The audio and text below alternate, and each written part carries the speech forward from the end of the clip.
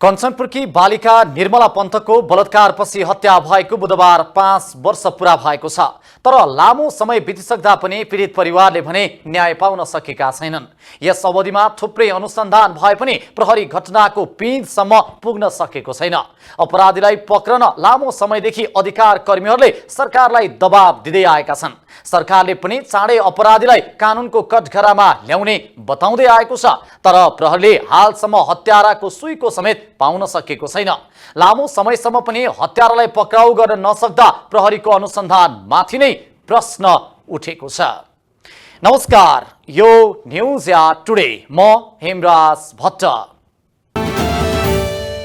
13 वर्षीय बालिका निर्मला पन्तका हत्यारालाई प्रहरीले 5 वर्ष हुँदासम्म सार्वजनिक गर्न सकेको छैन, जसका कारणले प्रहरीको अनुसन्धानमाथि नै शंका उब्जिएको छ।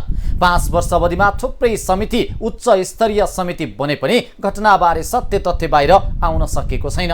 लामो समयदेखि छोरीको न्याय नपाउँदा पीडित परिवार झन पीडामा परेको छ। यता नेपाल प्रहरी भने आफ्नो सम्पूर्ण स्रोत साधन लगाएर अनुसन्धान गरिरहेको दाबी गर्दै आएको छ। कञ्चनपुरकी बालिका निर्मला पन्तको बलात्कारपछि हत्या भएको बुधबार 5 वर्ष पूरा भएको छ। 5 वर्ष पूरा हुँदा पनि नेपाल प्रहरी अपराधी पक्रन असफल भएको छ। प्रहरीको निरन्तर 5 वर्षको अनुसन्धानबाट पनि घटनाबारे सुईको नपाउँदा कतै यो घटना नेपाल प्रहरीको कौशलतामा कलङ्कको छाप छोडेर इतिहास गर्भमा विलिन हुने त होइन भन्ने आशंका उत्पन्न हुन थालेको छ। 2075 साउन 10 मा महेन्द्रनगर उल्टा खामकी 13 वर्षीय बालिका पन्तको बलात्कारपछि हत्या भएको थियो। भोलिपल्ट अर्धनग्न अवस्थामा उखुबारीमा उनको शव भेटिएको थियो। बलात्कारपछि घाँटी थिचेर उनको हत्या भएको मेडिकल रिपोर्टबाट पुष्टि भइसकेको छ। अनुसन्धानमा प्रहरीले लापरवाही गरेको भन्दै घटनाको भोलिपल्टदेखि प्रहरीमाथि पीडित परिवार र सर्वसाधारणको अविश्वास बढेकोमा अनुसन्धान सफल नहुँदा प्रहरीले अझै त्यो विश्वास फर्काउन सकेको छैन। तर नेपाल प्रहरी भने घटना अनुसन्धानमा निरन्तर लागिरहेको बताउँदै आएको छ। नेपाल प्रहरीसँग भएको सिप, ज्ञान, कौशल र प्रविधि लगायत सबैको प्रयोग गरेर प्रहरीले अनुसन्धान जारी राखेको छ। घटनाको अनुसन्धान बारे भने नेपाल प्रहरी यस्तो भन्छ। निर्मला हत्याकाण्डको आज 5 वर्ष कम्प्लिट भएको छ। यद्यपि यो बीचमा तपाईले ठ्याक्कै भने जस्तो पिकमा पुगेन भन्ने छ, त्यो स्वाभाविकै हो। र संगठनले, आइजिपी साहबले आफ्नो पदबहालीदेखि लिएर अहिलेसम्म पनि यो केसलाई चाहिँ पहिलो प्रायोरिटीको रूपमा चाहिँ लिँदै हेरिएको हो। र सुरुका दिनदेखि करिब अहिलेसम्म डिएनए प्रोफाइलिङको केस जब सुरु भयो त्यसपछि हामीले करिब 123 जनाको चाहिँ डिएनए टेस्ट गऱ्यौँ, जो नेगेटिभ निस्क्यो। र अहिले पनि त्यो चाहिँ एउटा चाहिँ निरन्तरताको विषय, एउटा अनुसन्धानको पाटो रहन्छ। त्यसपछि फिजिकल्ली अनुसन्धान गर्ने कुरामा चाहिँ निरन्तर प्रहरीले चाहिँ एउटा टिम त्यसमा लागिरहेछ। यद्यपि अनुसन्धान अधिकृत बेला बेलामा चाहिँ परिवर्तन सरुवाका कारणले चाहिँ चेन्ज हुने एउटा पाटो होला। त्यसपछि हामीले म्यानुअल्ली पनि गरिरहेका छौँ। त्यो अनुसन्धान निरन्तरता छ र हामी यसमा अब यति कहाँ पुग्यो भन्ने भन्दा पनि अनुसन्धानको विषय कस्तो हुन्छ भन्दा जबसम्म पीडक प्रहरीको नियन्त्रणमा आउँदैन र प्रशस्त मात्रामा इभिडेन्सहरू चाहिँ पत्ता लाग्दैन अथवा हामीले पेश गर्न सक्दैन तबसम्म अनुसन्धान निरन्तरताको एउटा प्रक्रियामा रहन्छ, निरन्तरता निष्कर्षमा पुग्दैन। अहिले पनि निरन्तरताको प्रक्रियामा र एकदम यसलाई चाहिँ पहिलो प्रायोरिटीका साथ राखेर हाम्रो टिम पूर्ण रूपमा अन्य कुनै पनि काम नगरेर पूर्ण रूपमा डेडिकेटेड भएर चाहिँ यसमा खटिएको अवस्था चाहिँ हो। कतिपय यहाँहरूलाई थाहा छ मुद्दा तुरुन्तै किनारामा लाग्ने अवस्था हुन्छ भने कतिपय मुद्दाले चाहिँ केही समय अथवा केही समय मात्रै नभएर लामो समय पनि लागेका छन्। हामीसँग थुप्रै उदाहरण छन्। अझै कतिपय मुद्दा निर्मला केसको भन्दा पनि पहिलाका मुद्दाहरू, हत्याका मुद्दा त्यस्ता अझै पनि हामी निष्कर्षमा नपुगिसकेको अवस्थामा पनि छन्। जस्तो दाङमा होला, गोर्खामा होला, थुप्रै ठाउँका छन्। मैले नाम सबै लिँदा त्यति उपयुक्त नहोला। त्यस्तै गरी लामो समय लागेका जस्तो रानीबारी केस 11 वर्षमा, कतै 17 वर्षमा चाहिँ उपलब्धि हासिल गरेका अवस्था पनि छन्। मैले त्यसको अर्थ फेरि यो पनि लामो लाग्छ भन्न खोजेको होइन। हाम्रो ध्येय पनि हामीले चाहिँ यसलाई प्रायोरिटीको रूपमा राखेको र हामीले यसलाई पनि हाम्रो नेपाल प्रहरीको सङ्गठनको एउटा शाखलाई जोगाउनको लागि पनि यो निर्मला हत्याकाण्डलाई चाहिँ अझै सकेसम्म छिटो सफलताको निष्कर्षमा लिनुपर्छ भन्ने चाहिँ हाम्रो ध्येयको साथ हो। त्यसमा हामी लागिपरेको अवस्था पनि हो। निर्मला पन्त घटनाको छानबिनका लागि नेपाल सरकारले नेपाल प्रहरीको एआइजी र नेपालको पूर्व न्यायाधिवक्ताको अध्यक्षतामा 2 वटा उच्च स्तरीय आयोग गठन गरेको थियो। निर्मला हत्या प्रकरणको अनुसन्धानका लागि अहिलेसम्म प्रहरीले दर्जन बढी टोली कञ्चनपुरमा खटाइसकेको छ। यसबीचमा जिल्ला प्रहरी कार्यालय कञ्चनपुरमै 5 जना प्रहरी प्रमुख फेरिएका छन्। हरेकले नेतृत्वमा आउँदै पिछे सिङ्गो संगठनका लागि टाउको दुखाइको विषय बनेको निर्मला प्रकरण हल गर्न दावी गरे। तर अझै घटनाको गुत्थी सुल्झन सकेको छैन। अहिलेसम्म प्रहरीले 636 जना शङ्कित व्यक्तिहरूलाई सोधपुछ गरेको छ। यस्तै नेपाल प्रहरीकै इतिहासमा एउटै केसमा धेरै भन्दा धेरै व्यक्तिको DNA परीक्षण हुने निर्मला प्रकरण पहिलो घटना बनेको छ। हालसम्म प्रहरीले 107 को DNA परीक्षण गरिसकेको छ। यस्तै केही शङ्कित व्यक्तिहरूलाई निगरानीमा राखेको प्रहरीले बताएको छ। यस्तै गत पुस 10 मा गठन भएको प्रचण्ड सरकारका तत्कालीन गृहमन्त्री रवि लामिछानेले निर्मला प्रकरणको सत्य तथ्य अनुसन्धान गरी हत्यारा सार्वजनिक गर्ने निर्णय गरेका थिए। तर लामिछाने गृहमन्त्रीबाट बाहिरिएपछि यो घटना अलपत्र परेको छ। निर्मलाको बलात्कारपछि हत्या भएको 1 महिनामा प्रहरीले भीमदत्त नगरकै दिलीप सिंह विष्टलाई पक्राउ गर्यो। घरमा गएर दिलीपले लगाउने सर्टको खल्ती च्यातेर घटनास्थलमा फाल्ने, घटनास्थलमा गएर प्रमाण भेटिएको भन्दै मुचुल्का उठाएर उनलाई निर्मलाको हत्यारा करार गर्न नाटक मञ्चन गरिएको थियो। तर दिलीपको DNA नमिलेपछि उनलाई रिहा गरियो। 2075 मङ्सिर 23 कञ्चनपुरको भीमदत्त नगरपालिका 18 का प्रदीप रावल र विशाल चौधरी माथि अनुसन्धान अघि बढाएको प्रहरीले निर्मला को हत्यामा संलग्न अभियुक्त नजिक पुगिसकेको बताएको थियो। तर पछि उनीहरू पनि अभियुक्त नभएको भन्दै छाडियो। पहिलो कुरा घटना हुँदा पानी परेको थियो। दोस्रो कुरो जुन घटनास्थल छ त्यहाँ पुलिस पुग्नुभन्दा अगाडि अन्य आम नागरिक अथवा पत्रकार अनेकहरू गएर पुगिसकेको छ भने पुलिस अलि ढिलो पुगेको थियो हैन। अब र पुलिस पुगिसकेपछि जुन पुलिसले अनुसन्धान प्रक्रियालाई अगाडि बढाउने हो त्यसलाई चाहिँ बढाएको छ र प्राप्त जुन प्रमाणहरू छन् त्यसलाई प्रोटेक्सन गरेर राखेको पनि छ, प्रिजर्भ गरेर राखेको अवस्था पनि हो। अब जुन पछिल्लो पटक चाहिँ पुलिसले गएर नष्ट गर्यो, प्रमाण नष्ट गर्यो भन्ने हिसाबमा मुद्दा चल्यो, अदालतलेबाट उहाँहरूलाई चाहिँ सफाई दिइसकेपछि अब त्यो सफाई दिइसकेपछि त्यसका बारेमा हामीले बोलिरहन जरुरी भएन। त्यो प्रमाणित भइसकेको मुद्दा चाहिँ त्यो मुद्दा सफाई पाउनुको अर्थ नष्ट गरेको होइन भन्ने भयो, त्यसमा जाने भयो। जुन अब त्यो बाहेक अरू थुप्रै चिजहरू पनि हुनसक्छ, प्रमाण त्यति मात्रै होइन र अन्य प्रमाणहरूको खोजीमा चाहिँ त्यो एउटा निरन्तरता लागिराख्ने पनि कुरो भयो। र अनि त्यसपछि पहिला जुन हामीले नियन्त्रणमा लिएर DNA नमिलेको र अन्य कारणले चाहिँ जुन हामीले चाहिँ जिम्मामा छोडेका छौँ ती मान्छे पनि पूर्ण रूपमा चाहिँ सफाई पाएका चाहिँ होइनन्। हामीले थप प्रमाणको अभावले मात्रै चाहिँ जिम्मा लगाएको हो र त्यो बाहेक अरू पनि हुनसक्छ। त्यसले मैले अघि भने त्योभन्दा अरू पनि अब कहिलेकाहीँ चाहिँ फेरि पुनः यसलाई रिकन्स्ट्रक्सन गर्नुपर्ने परिस्थिति हुन्छ कि भन्ने हिसाबले हामीले त्यो विषयमा पनि सोचिराखेका छौँ। प्रहरीले पुनः दिलीप विष्टलाई नै अपराध स्वीकार्न यातना दिएको घटना बाहिरिएको थियो। प्रहरीले त्यो समयमा अनुसन्धान राम्रोसँग नगरेको भन्दै आक्रोशलाई शान्त पार्नका लागि कञ्चनपुर प्रहरीका तत्कालीन प्रमुख SP डिलिराज विष्ट र इन्सपेक्टर जगदीश भट्टलाई बर्खास्त गरेको थियो। घटना भएको दिनदेखि नै अनुसन्धानमा हेलचेक्राइ गरेको, प्रमाण नष्ट गरेको तथा पीडित परिवारलाई धम्क्याएको अभियोग लागेका 2 प्रहरी अधिकृत सेवाबाट हटाइएका थिए।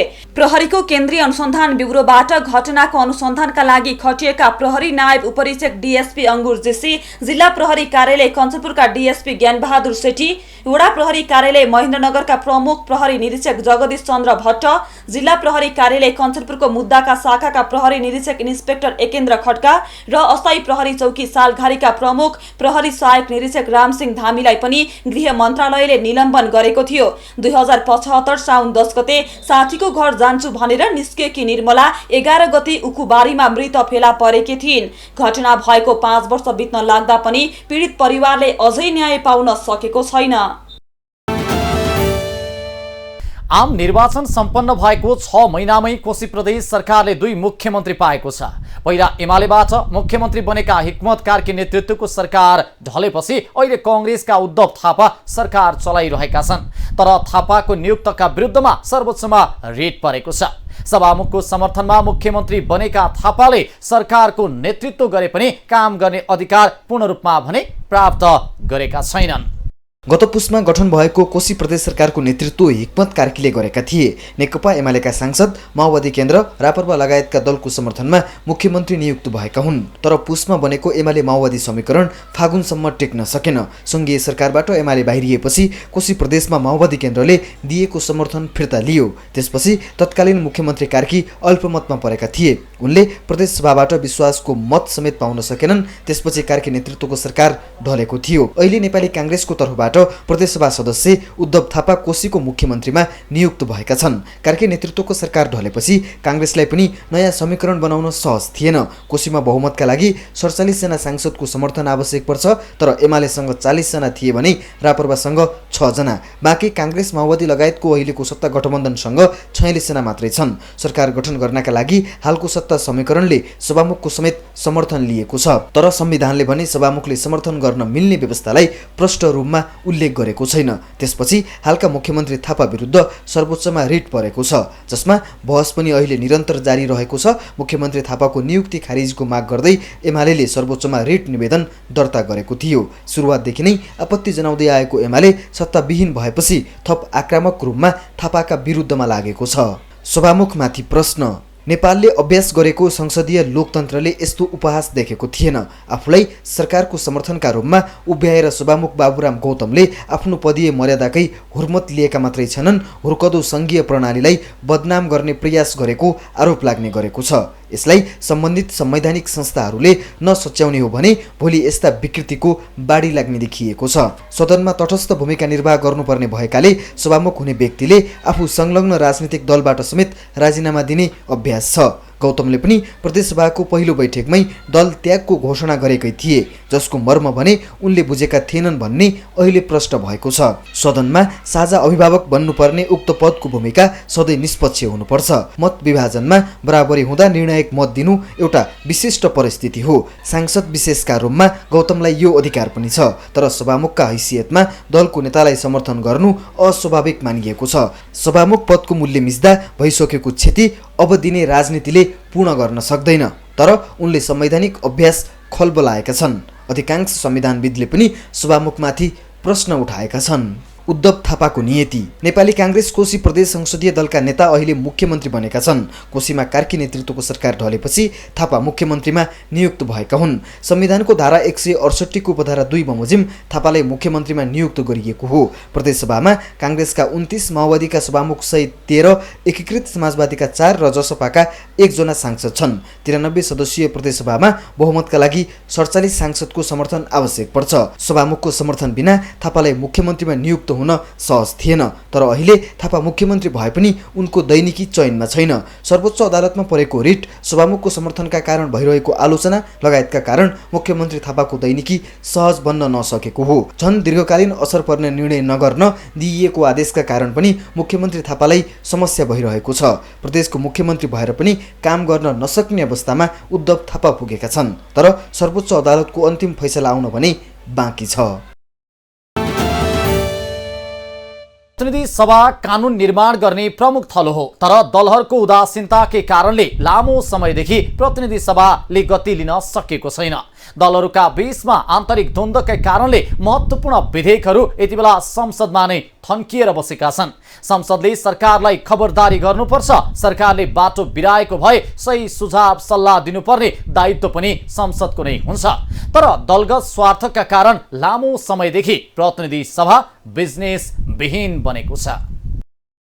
प्रतिनिधि सभा जनताको सार्वभौम सत्ता प्रयोग गर्ने एउटा महत्त्वपूर्ण संस्था हो। शासन प्रणालीमा नीति निर्धारण तथा कानुन निर्माण गर्ने जस्ता महत्त्वपूर्ण कार्य व्यवस्थापन कार्यविधिका माध्यमबाट यसले सुनिश्चितता गर्दै आएको छ। नीति निर्माणदेखि महत्त्वपूर्ण कानुनहरू बनाउने जिम्मा प्रतिनिधि सभाको छ। तर गत मङ्सिरमा भएको आम निर्वाचनपछि गठन भएको प्रतिनिधि सभा अहिले सबै कुरा छोडेर काम विहीन जस्तै बनेको छ। नयाँ जनादेशपछि प्रतिनिधि सभा गठन भएको 7 महिना पुग्दा समेत अहिलेसम्म एउटा पनि कानुन बन्न सकेको छैन। 7 महिना पुगिसक्दा समेत कानुन बनाउने मात्रै नभएर संसदीय समितिका सभापति समेत चयन हुन सकेका छैनन्। गएको पुस 27 गते प्रतिनिधि सभाको पहिलो बैठक बसेको थियो। प्रतिनिधि सभाको बैठक बसेको लामो समय बितिसक्दा समेत एकातिर संसदीय समितिमा सभापति चयन भएका छैनन्, अर्कोतिर बजेट सम्बन्धी 3वटा विधेयक बाहेक अन्य एउटा पनि विधेयक कानुन बन्न सकेको छैन। प्रतिनिधि सभामा दर्ता भएका र राष्ट्रिय सभाबाट सन्देश सहित आएका विधेयकहरू पनि प्रक्रियामै रहेका छन्। प्रतिनिधि सभाबाट 10 वटा विधेयक विषयगत समितिमा गएको छ भने 2 विधेयक प्रतिनिधि सभामा विचाराधीन अवस्थामा छ। बजेट सम्बन्धी 3 विधेयक राष्ट्रपतिबाट प्रमाणीकरण भइसकेको छ। यस्तै प्रतिनिधि सभाबाट पारित भएको मिटर ब्याज सम्बन्धी विधेयक यति बेला राष्ट्रिय सभामा गएको छ। तर उक्त विधेयक भने राष्ट्रिय सभाबाट अघि बढ्न सकेको छैन।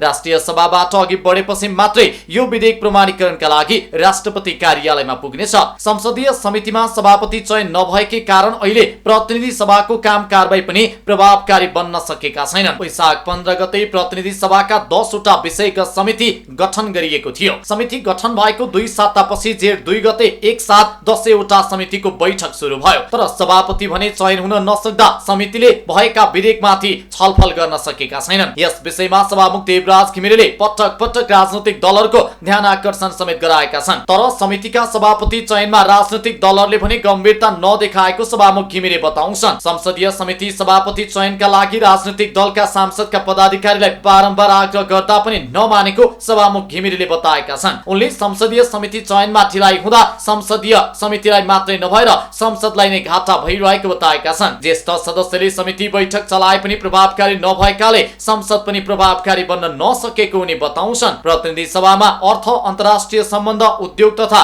वाणिज्य र श्रम तथा उपभोक्ता हित, कानून न्याय तथा मानवाधिकार, कृषि सहकारी तथा प्राकृतिक स्रोत, महिला तथा सामाजिक मामिला, राज्य व्यवस्था तथा सुशासन, पूर्वाधार विकास, शिक्षा, स्वास्थ्य तथा सूचना प्रविधि र सार्वजनिक लेखा गरी 10 वटा समिति छन्। यस्तै प्रतिनिधि सभा र राष्ट्रिय सभाका सदस्य रहेको संसदीय सुनवाई समिति तथा राज्यका निर्देशक सिद्धान्त, नीति र दायित्वको कार्यान्वयन, अनुगमन तथा मूल्याङ्कन समिति गरी 2 वटा संयुक्त समिति रहेका छन्। यी समितिले पनि प्रभावकारी काम गरेमा संसदको काम कारबाही पनि प्रभावकारी देखिने सांसदहरू बताउँछन्। आम निर्वाचनपछि बस्ने गरेका हरेक बैठकहरूमा सांसदले नीति निर्माण र कानून बनाउने भन्दा पनि दलको आक्रोश पोख्ने र एक अर्काप्रति आरोप प्रत्यारोप लगाउनेमै व्यस्त देखिन्छन्। महत्त्वपूर्ण विधेयकलाई सरकारले अघि बढाएको छैन भने संसदमा प्रक्रियामा रहेका विधेयकलाई पनि अगाडि बढाउनका लागि सरकारले भूमिका नखेलेको प्रति विभिन्न दलका सांसदहरूकै गुनासो छ।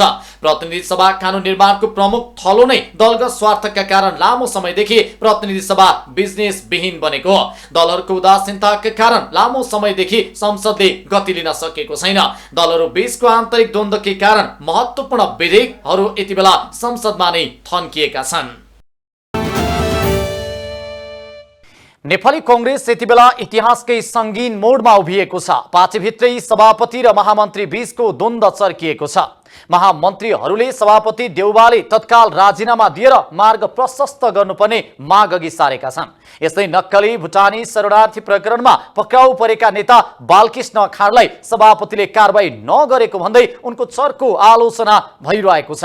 यति बेला महामन्त्रीहरू सभापति देउवालाई साइजमा ल्याउने प्रयास गरिरहेका छन् भने देउवा आफ्नो कदमको बचाउ गर्दै अघि बढ्ने रणनीतिमा छन्। पछिल्लो समय पार्टीभित्रै बढेको ध्रुवीकरणले नेपाली कांग्रेस सङ्कटमा पर्दै गएको छ। हवस् त आजलाई न्युज या टुडे यति नै। हामी सबै बिदा चाहन्छौँ। नमस्कार।